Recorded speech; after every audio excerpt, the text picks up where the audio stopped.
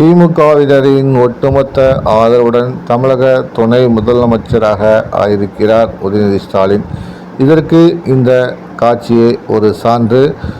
திமுகவின் மூத்த தலைவர், தமிழகத்தின் சட்டசபையின் முதன்மையானவர் துரைமுருகன் அவர்கள் இல்லத்தில் உதயநிதி ஸ்டாலின் அவர்களுக்கு துரைமுருகன் அவர்கள் உற்சாக வரவேற்பு கொடுத்திருக்கிறார். அந்த காட்சிகளை தான் பார்க்கிறோம்.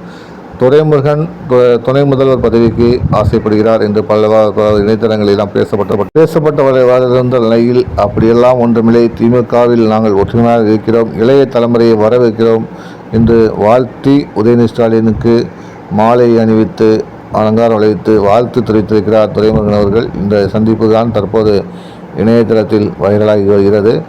இது போக பார்த்தீங்கன்னா, சினிமா துறை உலகிலும் இதுவரை இல்லாத அளவுக்கு மிகப்பெரிய அளவில் வாழ்த்துக்கள் உதயநிதி ஸ்டாலின் குவிந்து இருக்கிறது. சூப்பர் ஸ்டார் ரஜினிகாந்த் அவர்கள், கலைஞானி கமலஹாசன் அவர்கள், சிம்பு மற்றும் சந்தானம் உட்பட பல்வேறு தரப்பினர் அவருக்கு வாழ்த்து தெரிவிச்சுட்டு வராங்க.